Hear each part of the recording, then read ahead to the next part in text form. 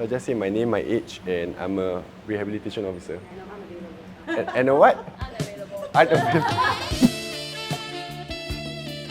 Hi, I'm Amir and I'm a rehabilitation officer with the Singapore Prison Service. Sometimes people joke about prison officers being security guards, where we only open and close doors. That's a common misconception, but actually we do a lot more than that. We play a big role in the rehabilitation of the inmates. I had about 60 inmates under my care directly, where you spend time with them and maybe find out any issues that they are facing, any needs. Although sometimes it's a bit difficult due to the wide age gap, different races, men especially, right? They don't open up very easily. We have to keep a lookout for these signs that someone is not their usual self that day. Probably after a visit with his family member and he's looking a bit down, usually we'll call him out and talk to him. Is everything okay? When the wife visited him today, the wife scolded him instead for not being there for her outside. Matters like this is a bit sensitive, so we try to empathize with them. Sometimes when they come forward to us, all they need is just a listening ear. There was once I was facilitating a phone call between him and his mum, and they were arguing throughout the phone call, and the mum hung up on him. He was very angry. I told him, you shouldn't just end the call like that, okay? She's your mum, you only have one mum. Calm yourselves down. 5 minutes later, let's call her back. They managed to talk things out, and from there, I could sense that their relationship improved, which I was happy to see and happy to be a part of that process. Making friends with an inmate is a no, but we can be cordial but professional with them and see where we can help them.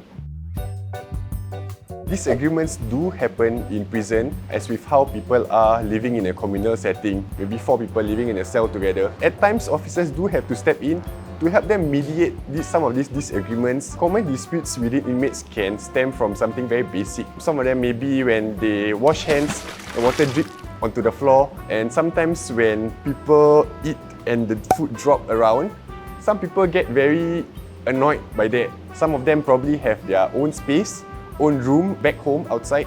So when they come in, some of them take some time to adjust. I've come across an inmate where he came up to me and he claimed that the cellmate doesn't like him. He just said, no, he don't like me, I can sense it. I say, what do you mean you can sense it? Have you spoken to him before? He said, no, never talked to him before. There's no reason, so we usually try to help them understand that they have to talk things out with the people around them. I think what I enjoy most is the meaningful aspect of the job. There's always a few that on the day of their release, they come up to me to thank me for my help when they were under my care. So sometimes when I'm outside, either with my family or friends, I do bump into my former inmates. So usually they say, hey, Tuan! And I'm like, eh?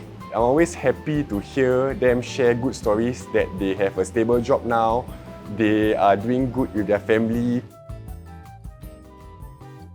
We have the opportunity to make an impact, and we can see that impact ripples down from that individual to his family and then to the community. Can be quite tiring, emotionally wise as well, because we deal with challenging inmate behaviours. Inmates who are very stressed about certain situations that they are facing, that they have difficulty regulating their emotions, and then they act out in a certain way.